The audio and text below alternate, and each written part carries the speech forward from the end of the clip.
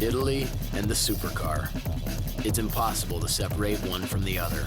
The most powerful and the most exquisite automobiles coming from the land of art, passion, and of course, an undeniable addiction to horsepower.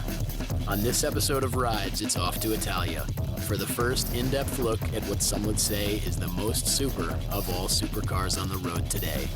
With only a few thousand made and sold to date, it's one of the reasons why dreams exist. It's the Italian machine that has set the standard for a very select group, and it's being made before our very eyes. This is Rides.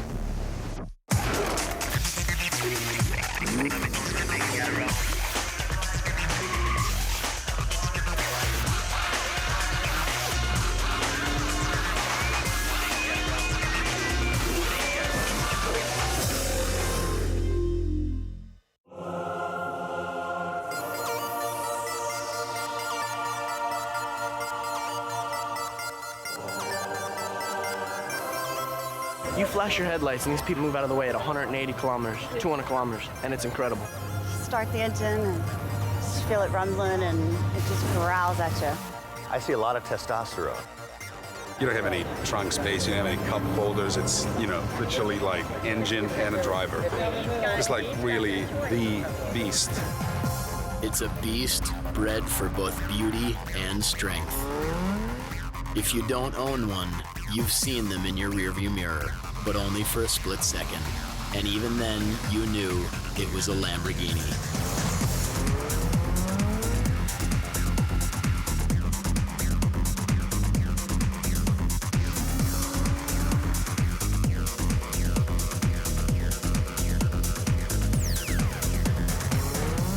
Lamborghini's the king of exotics to me. My boyfriend traded me for a Lamborghini. I understand after driving in it. I'm fine with it. It's amazing how there are only a few Lambos, but there are a lot of stories about them. The first Lamborghini I drove was Mike Tyson's. I was about 9 years old. I just learned how to drive stick shift. Once you sit in the first time in your life, when you feel acceleration, it's like, it's just crazy.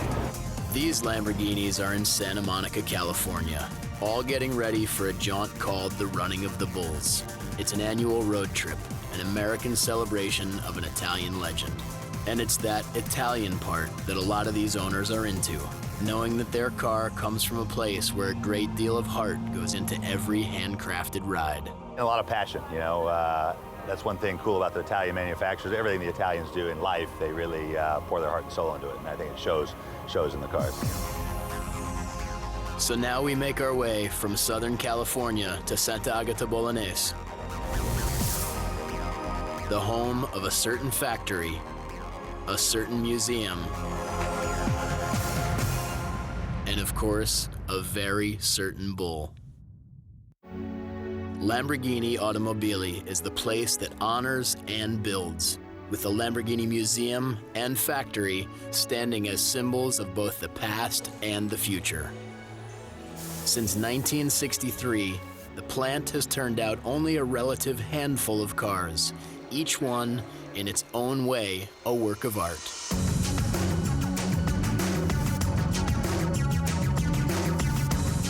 Today, this entire plant is dedicated to one thing: handmade supercars.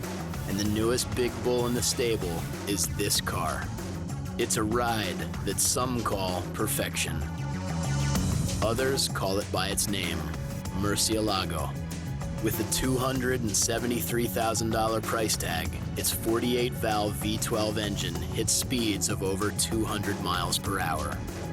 The Murcielago was designed by a relative newcomer, Luke Donkerwolke.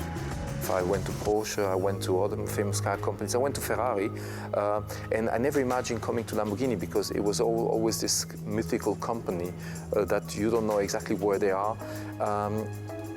And the first time I crossed the gate, it was actually to work here, and I couldn't believe it. I always thought I was going to wake up, and it was not real to be here making a Lamborghini. And the Lambo he made was the Murcielago, a hit of a car that quickly spawned a roadster prototype.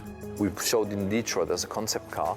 Not sure if people would want to accept now a car which was so uncompromising. The result was so positive, the feedback, that we decided to basically go for it.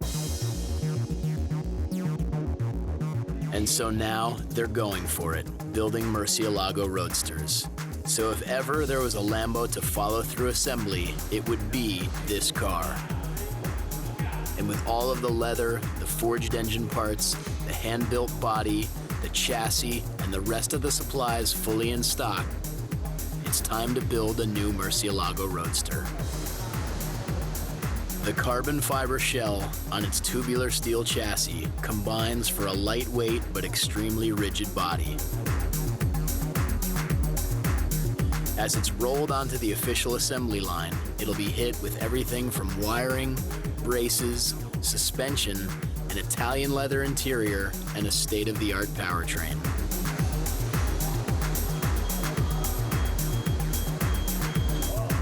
The first stage of the assembly involves hooking it up to a rotisserie. Another preliminary move is all about protecting the finish. And it's not an ordinary run-of-the-mill paint job. The shell comes pre-painted from Milan, and you can choose from 20 stock colors.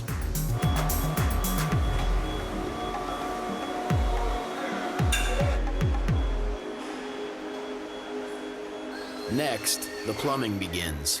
Brakes, fuel lines, and any other installation that can only climb on board at this early stage of the build.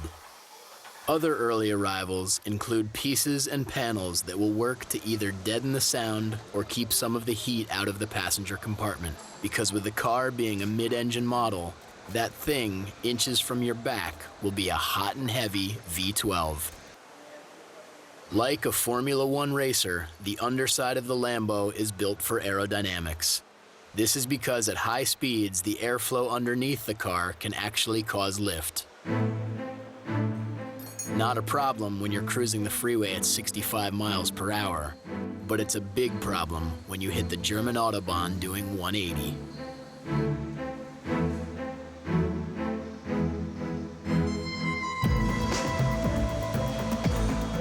This crew has to be careful.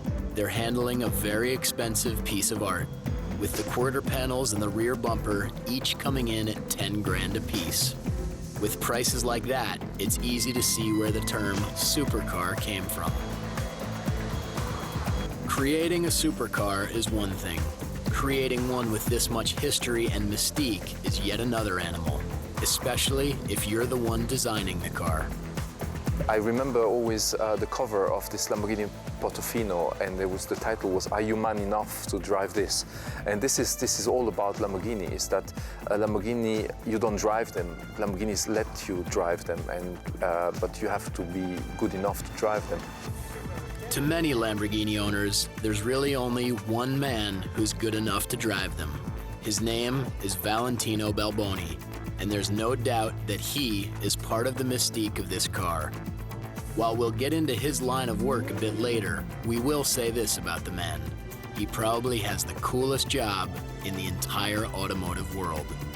And the ongoing build of our Murcielago Roadster, well, it's time to take the bull by the horns and move it along.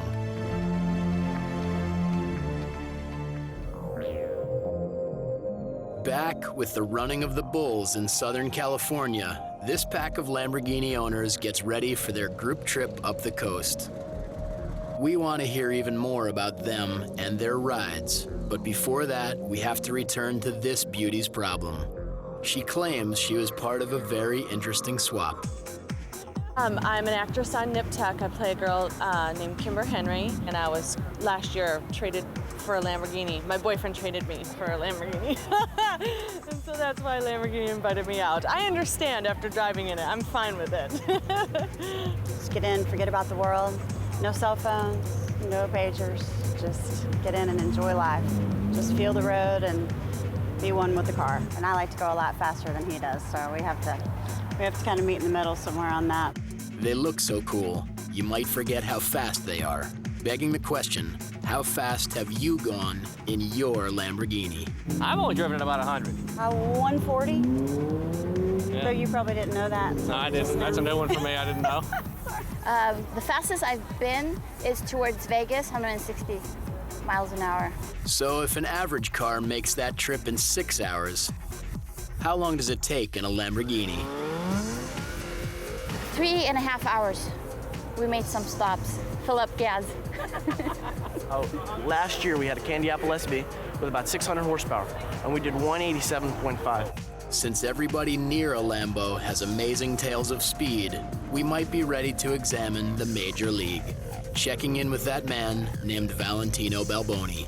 Having spread the question throughout our California brigade, it's time to ask him. I think 345 km/h. Now, for those of you who are about to run out to your car dashboard so you can calculate a conversion, don't bother. Your speedometer doesn't even come close to having that number on it. This was Murcielago on the German motorways. It's a nice feeling, it's a beautiful feeling. Driving 215 miles per hour on the German Autobahn in a 2-ton rocket. See, Balboni is a test driver. Being a test driver is something. Being a test driver at Lamborghini is something different. He's much more than a car tester for me. He's the person that links the past to the future. Well, the past and the future are both here at Lamborghini, where the museum shows history while the factory creates history. One handcrafted car at a time. And of course, the history of Lamborghini starts back when nobody knew the car, but a lot of people knew the man. He was a farmer turned businessman who put his heart and his soul into a dream. The dream came true, but not without a lot of ups, a lot of downs, and a lot of hard work. In his lifetime, he saw everything from the birth of mass-produced automobiles to state-of-the-art supercars. This innovator was a determined individual who knew what discriminating drivers wanted, simply by knowing what he wanted. His name was Ferruccio Lamborghini. Ferruccio Lamborghini was actually a farmer with a lot of good ideas. Good ideas like selling air conditioners back when those machines were just in their infancy. He also made a lot of money by, well, as Balboni tells it, by taking part in a little thievery. After the war, he went stealing military vehicles, removing the engine, and building tractors for the farmers. And this is the way he started his business. And now, even a decade after his passing, it's amazing what a farmer and a few stolen tractors have built. So here, the shop is about to enter its 5th decade of handcrafting some of the most incredible supercars in the world.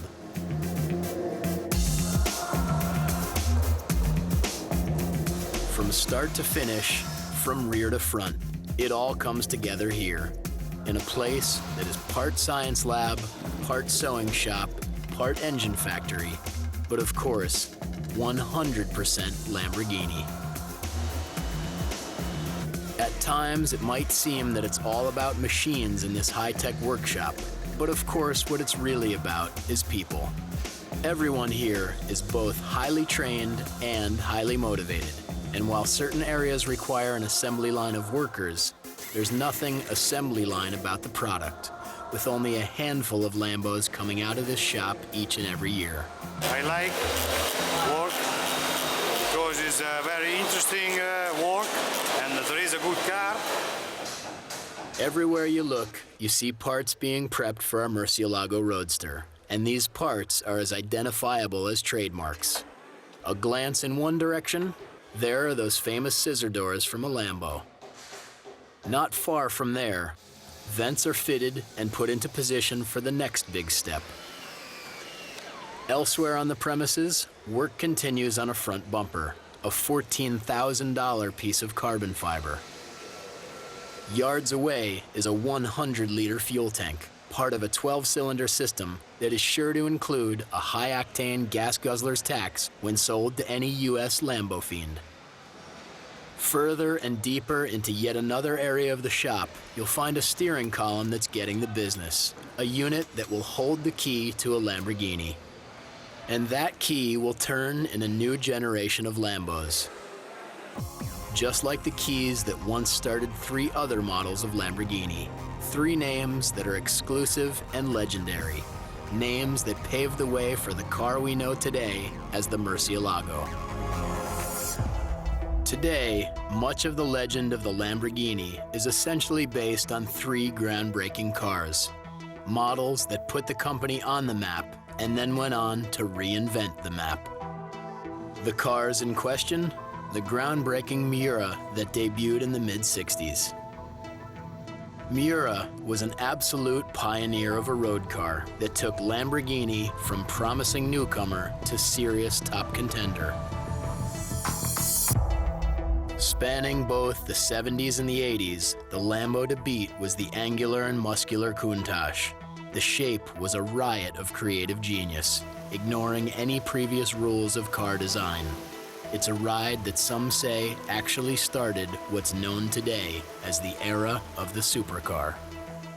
And the car that defined Lamborghini in the 90s? The sleek and powerful Diablo, inching closer to luxury while retaining the radical.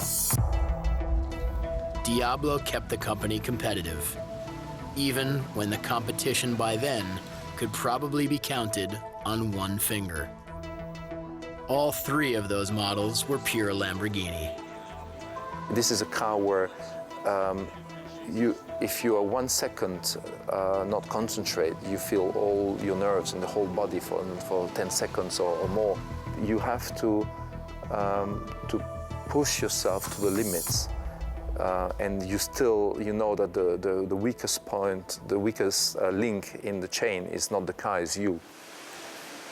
Make no mistake about it, the workers in the Lamborghini factory have just the opposite thoughts when it comes to their contribution to the build.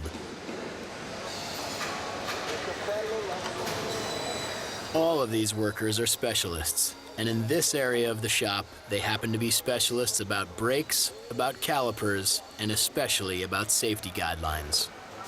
Because these things are going to have to stop a car that loves traveling at speeds deep into the 3-digit range.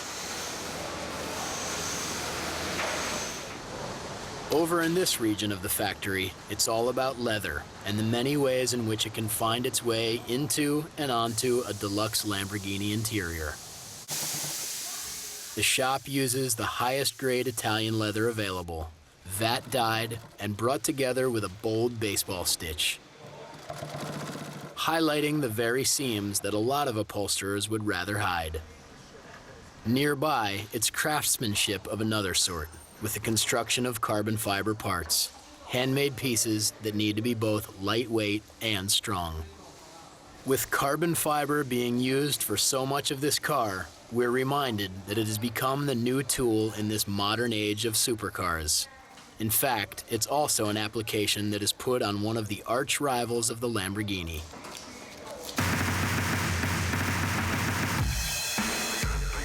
A little car known as the Ferrari. The Ferrari came from a car builder named Enzo Ferrari, and Enzo's car is one that has a long history with the Lamborghini. In fact, before he was making cars, Ferruccio Lamborghini was driving a Ferrari. Bringing us to the clutch of a certain Ferrari. It was a clutch that would prove to be of historic proportions. He bought a Ferrari because at those time was the car to have, was the car representing a status symbol. And he was always complaining with the clutch of his Ferrari. So one day during inspection at his car in Maranello, he met Enzo Ferrari. And he was complaining with Enzo Ferrari about his car. And Enzo Ferrari told him, you can't complain with my cars because you are a tractor driver, you are a farmer. and you have not to complain. And he was very upset about the story, and he told him, I will make my own car and I will show you how the clutch must operate. Well, years later, Lamborghini showed Ferrari and the world more than just a working clutch. He also showed everybody a serious contender in the elite world of high-end automobiles when he built this first production Lamborghini, the 350 GT. Back with the build, we return to our wheel assembly. Spindle by spindle and rotor by rotor, the project is clearly coming together. A car this powerful is going to need some pretty sizable brakes, and the braking system includes ABS and 4 ventilated discs.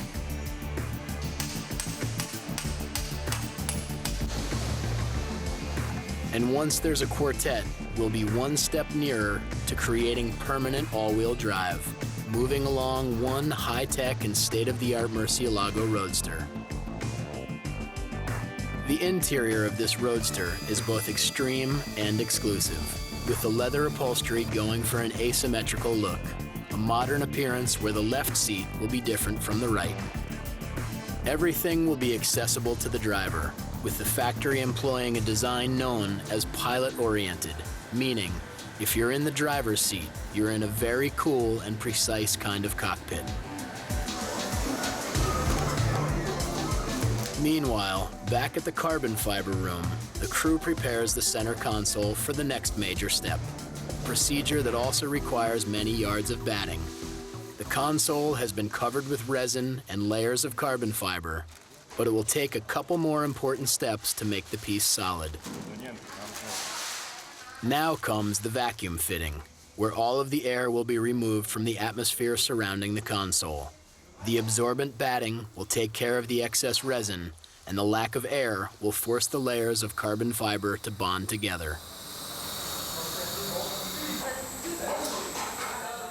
Once the vacuum fitting has sealed the deal, it's onto a stage that is about as big as it looks. We head into a monster of a tank known as the autoclave. The autoclave is both extreme heat and high compression, a chamber that basically cures the fiber surface. It's a don't try this at home procedure that moves us one step closer to a completed Murcielago Roadster.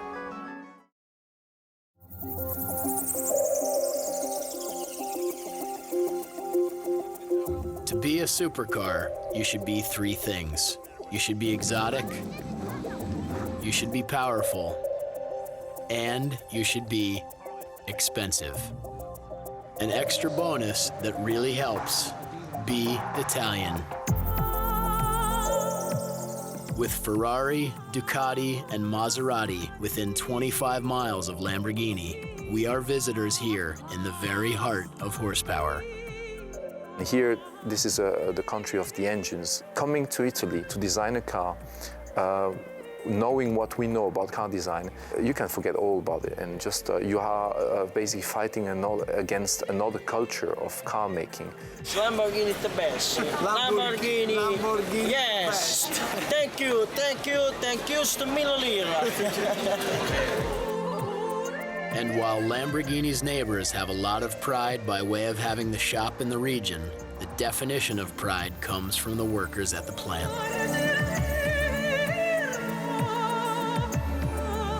This is a crew of specialists who don't rush things, especially their work. No, we don't want. I mean, our main purpose is to keep exclusivity and to keep, the car very exclusive. Don't make too many cars. People are very proud to do and to make this kind of product. People like Guido. He's a machinist and he's in charge of the crankshaft. In fact, 23 years working in Lamborghini. Guido readies the crankshaft for the mammoth task of the day, putting together the 12-cylinder engine for our Murcielago Roadster. He starts out by inspecting the milled steel crankshaft. And now that it's been inspected, it's ready to find a home.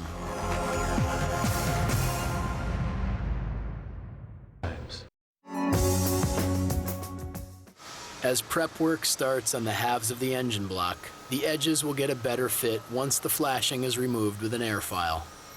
And since it's an $85,000 engine, there's nothing wrong with smoothing out the irregularities on the outside of the block as well.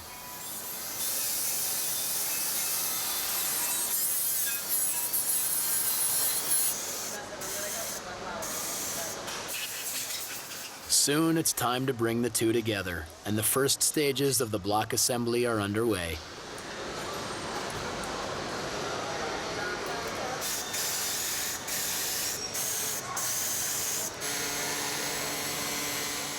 With the crank in place, the next task is all about the installation of the 12 pistons. It's 12 bits of precise work for 12 heads and 12 arms of sheer force, building an engine that is the hands-down favorite of a certain test driver. The engine with a dozen cylinders of power. Well, the best engine is for sure a 12-cylinder. This is the most complete engine. The typical exotic sport engine is a 12-cylinder. When he arrived, Luke quickly learned about the love this place has for its V12. With Valentino Balboni, when I was introduced to him, he told me, "Oh, you're the engine bonnet designer." And I said, "No, I'm designing the whole car." I said, "Yeah, we do the engine, you do the dress." And it's exactly what it's all about. Next, it's all about taking the camshafts from raw, forged steel to Lambo perfection. And when this cam is working in concert with the rest of the engine, well, you can forget the radio if you're a real Lamborghini driver, because the only music you're gonna want to hear is the song coming from that engine. Lamborghini is 12-cylinder, not 8-cylinder. 12-cylinder, musica, musica.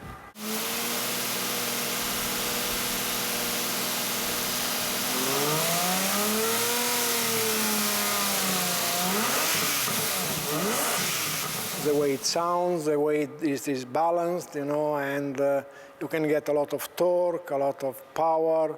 12-cylinder is perfect. Before long, the camshaft receives some miking. This is a process that happens at almost every step, with a different micrometer for each task. By miking, the workers can measure to make sure the machine did its job. And since the Murcielago has a twin overhead cam, 4 camshafts need to be checked for our upcoming ride. I'm a guest here, and the engine is the main business. I'm making an auditorium for the 12-cylinder orchestra and nothing else. If an engine is an orchestra, then this would be the string section, the cylinder heads.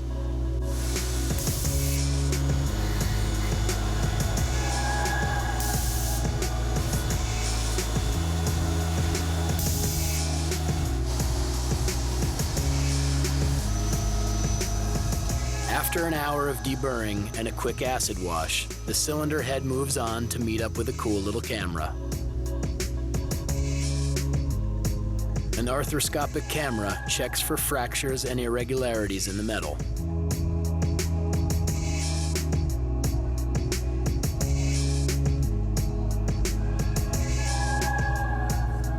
And there's yet another set of checks and balances as the cylinder head temporarily meets up with the valve covers.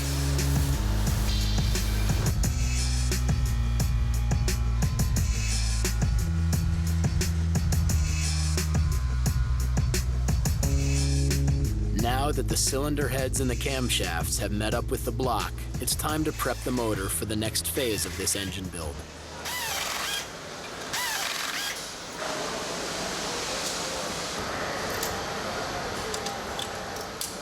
In this area, the V12 goes through pressure checks and cam timing.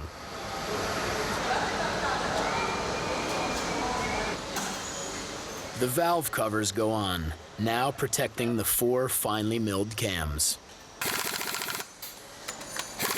And that's just one way of saying that this 12-cylinder orchestra is almost ready for its premiere performance. But first, it needs its work of art intake manifold, but not until it gets checked out. Dress rehearsal. The dyno, hooking up engine to computer and checking out all of the mechanical elements on this power plant. Lamborghini specialties, such as the torque and the horsepower.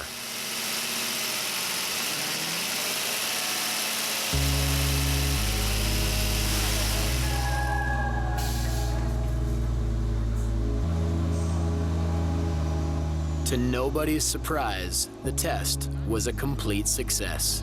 And now, it's time to introduce this engine to its new home.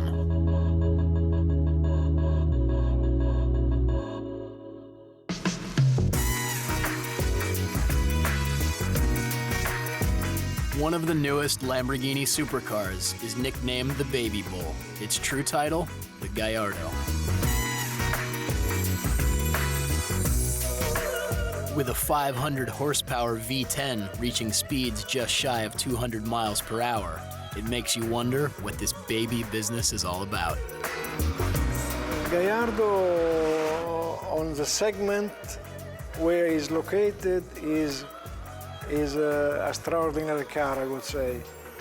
It drives so easy, and with this new technology applied on a 10-cylinder engine, gives so much torque and so much power that makes the car so easy and fun to drive. It's like a go-kart on the road, you know. Small dimensions are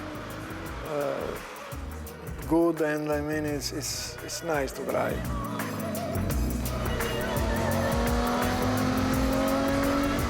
This little sister has a lot going on under its baby bonnet. The Gallardo is a really compact base, and having four-wheel drive, a 10-cylinder, 2 occupants in less than 4.30 meters, it's in theory impossible. And I'm always amazed still now how we made it, because it is so difficult to get all those components together, to have right ergonomy, to have the right cooling, to have traction, propulsion, everything. It was quite difficult, and it could only be easier for the future to adapt that platform. Gallardo is the car which is basically allowing us to think about the future.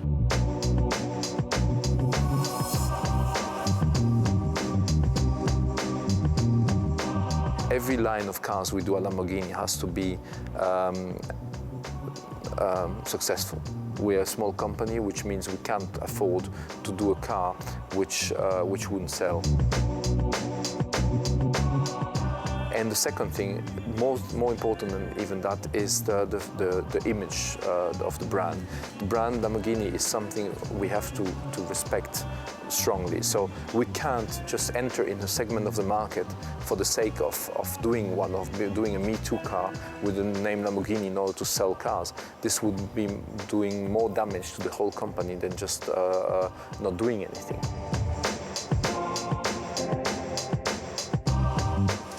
We're not thinking about product when we're talking about Lamborghini, we're talking about the brand. And this is the only way you can go back to the spirit of Ferruccio, where he was not somebody that wanted to produce a car, he wanted to produce a spirit. And that spirit is alive and well in the state-of-the-art Gallardo.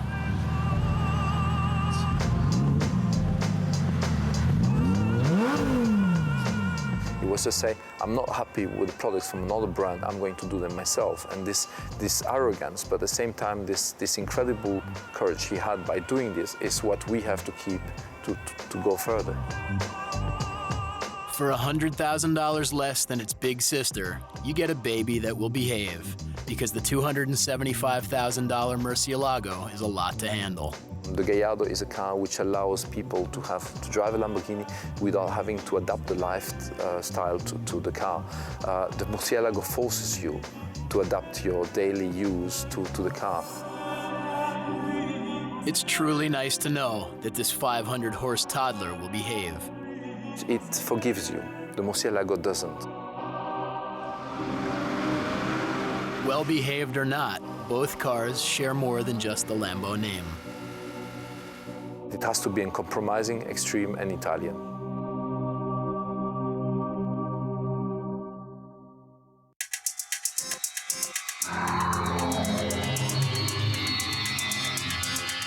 To have true knowledge of all things Lamborghini, you have to know that most of the car names have a direct and personal connection to the astrological sign Taurus. We have the bull because Ferruccio Lamborghini was born on a Taurus sign, zodiac sign. The story started with a Miura, started with a Spada, Islero, Yarama, Urraco. They are all name of bulls because he was connected beginning with a friend of him, which was a Spanish. That Spanish friend was Don Antonio Miura. Don Antonio Miura was actually a breeder, and he gave his name to his bull breed, which is called the Miura breed. And he basically used the Murcielago bull to reproduce with his Miura bulls. So basically, he created a mix between Miura and Murcielago. And when I designed the car, which was interesting, I used a lot of the formal language of the Miura to put on the Murcielago. And the design of the Murcielago borrowed from more than just the Miura. I wanted to inspire myself from the design language of the Miura, and I mixed it with some the architecture of the Countach. The Countach had this really strong, puristic architecture, and by mixing the two, I wanted to go back to what for me were the icons of the Lamborghini, and. By mixing this, I didn't know actually that the name Murcielago was associated with Miura. So it's an interesting thing that the history gave right to this mix of DNA in the design of the cars. Now, just to complicate matters, the word Murcielago doesn't mean bull at all. The Murcielago means bat in English, and it is quite interesting because the bat is a bit this creature from the night that you don't always know, you're not familiar with it. It's a bit mysterious, and at the same time it also has wings, and the Murcielago does have this movable wing, so it really fits to that. And the name game continues with this next Lambo icon, the Countach. Our development engineer went to Bertone to see the first model, which was a wood model, and it was a Countach. When Bertone presents this model in Torino, un operaio, Countach. And our engineer asked, what does it mean, Countach? Because I don't know this word. And he explained that it is an expression of wonder, something that is astonishing. And he took that expression and he named the car like this. When you see the beautiful girl, fantastic. The Countach is same, fantastic. Calling a Lamborghini fantastic. That leads us to ask what the Italian word is for understatement. As we witness the assembly of a new and rare Murcielago Roadster, we see that it will share the stable with two other bulls. Of course, the Murcielago Coupe and the baby bull here at Lamborghini, the new V10-powered Gallardo. Meanwhile, activity is about to commence in Southern California. A pack of Lambo enthusiasts are eager to begin the running of the bulls, a yearly jaunt that brings together a select crew of car owners. You know what, out of all those performance cars, I'm DB7 owner, Aston Martin, this is like something completely different. You can't put them in like the same basket like Porsche, Ferrari. This is like really the beast, It's like completely different characteristics than any other car. It's just, you don't have any trunk space, you don't have any cup holders. It's, literally like engine and a driver. Returning to Italy and the construction of our Murcielago Roadster, this V12 costs $85,000 and weighs 1,200 pounds. It will hit 0 to 60 in 3.6 seconds with a top speed of over 200 miles per hour.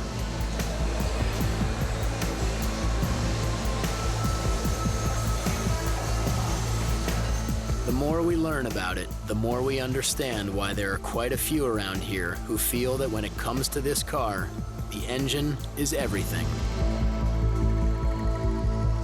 Because it's a roadster, this car is going to need some extra support. So in comes a custom-designed carbon fiber engine cage.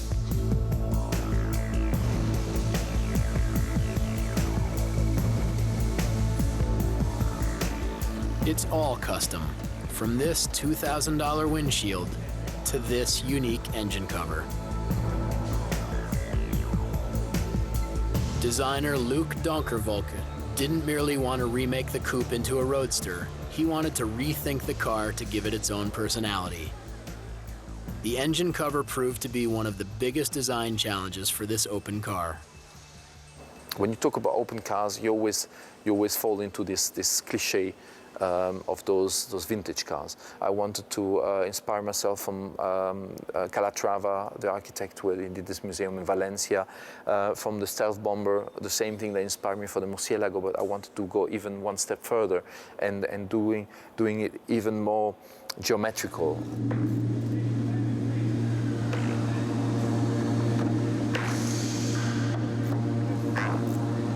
This piece is the most distinguishing change as the car goes from coupe to roadster.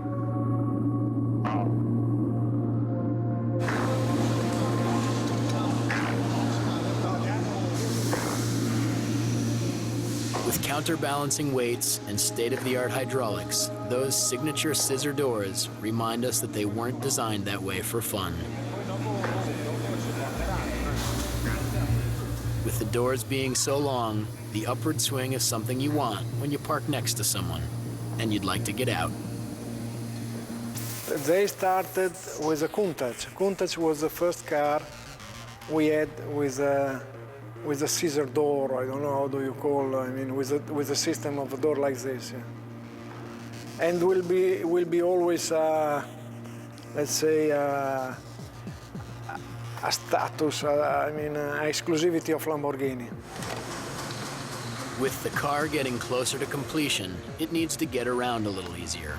So temporary tires are put on, saving 4 places for a soon-to-arrive set of wheels. The people around here clearly take a lot of pride in their hard work, and they know they have stiff competition when it comes to this high-stakes, high-priced world of European supercars. Ferrari is something bigger than us. We are smaller than Ferrari. But for this reason, I think we put much more passion in our cars because we build less cars. And so it's all handmade and we put a lot of passion. And I think that our is the best car. Without altering the extreme features of the car, this ride will have the option of mounting a soft rooftop. But like all supercars of this kind, it'll be designed for temporary use only. For example, when it's raining. And one more thing, that softie isn't recommended if you plan on hitting 100. More testing. This time, steering and wheel alignment. Okay.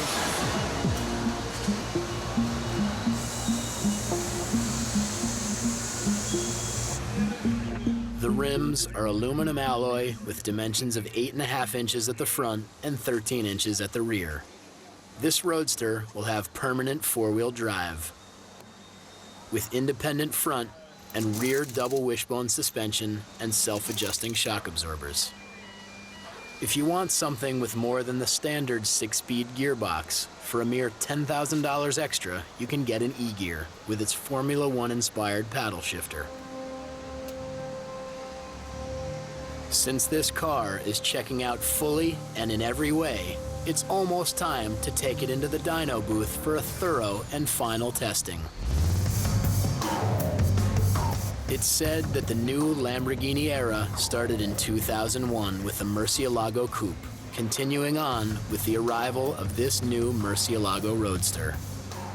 And speaking of an arrival, as the gang back in California gets ready to have their running of the bulls, they're not fully prepared for a little surprise that Lamborghini has waiting just for them.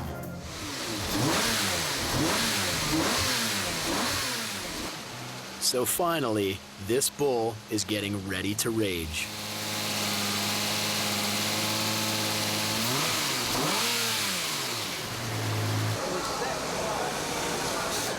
But before the big event, it's gonna need to get branded.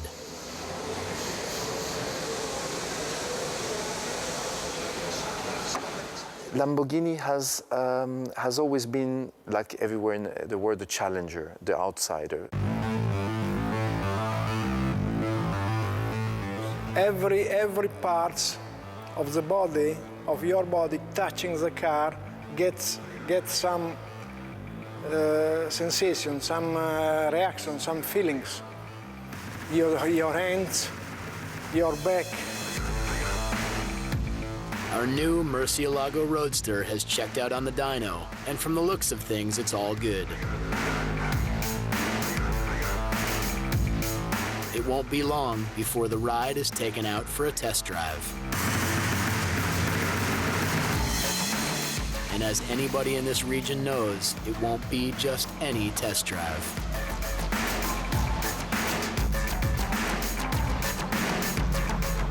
The car is getting delivered to this guy for the run of its life. We have actually clients that send their cars from Hong Kong, from Morocco, from South Africa, to have their cars driven, tested by Valentino, and then having them back. So, while we're getting ready to run our bull, the Lambo owners in California are eager to get their bulls on the road. The bottom line, these folks are ready to run. But first, a surprise. They're unveiling the first production model of one of the most anticipated Lamborghinis ever built. The Lamborghini Murcielago Roadster. And while we've already been studying this gem, it's a brand new sight to these Lambo fanatics. With this import sporting a $15,000 paint upgrade.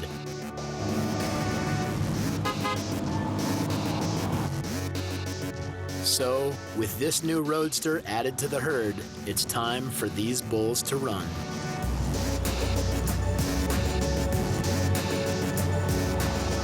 When you really push it, it's literally like, you're blocked in your seat. It's like, I flew once with Blue Angels in F-18. Their takeoff was pretty much,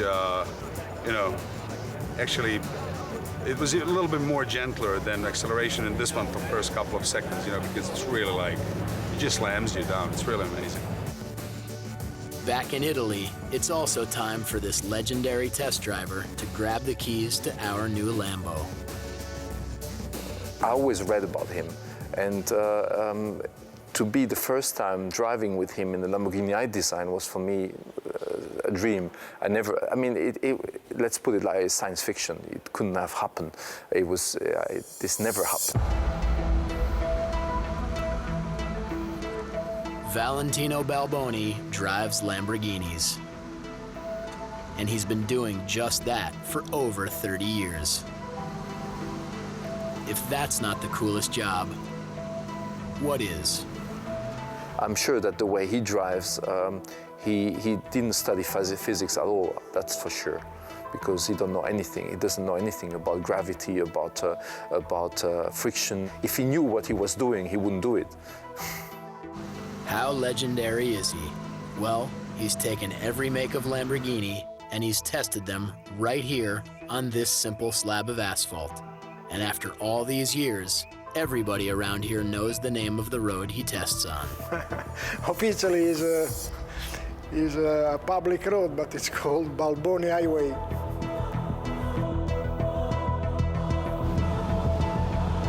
So, as the running of the bulls begins in a place far, far away, back in Italy, Valentino Balboni takes off.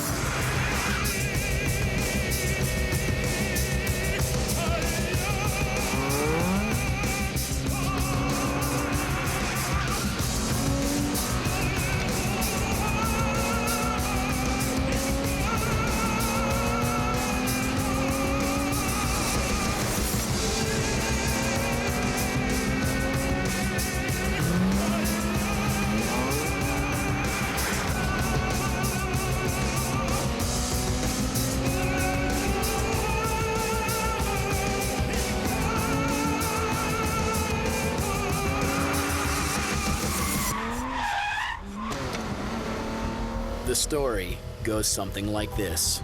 A beautiful but ferocious fighting bull named Murcielago had such heart, the matador just had to let him live. And where did Murcielago go from there? Well, wherever it was, we all know one thing. He got there real fast.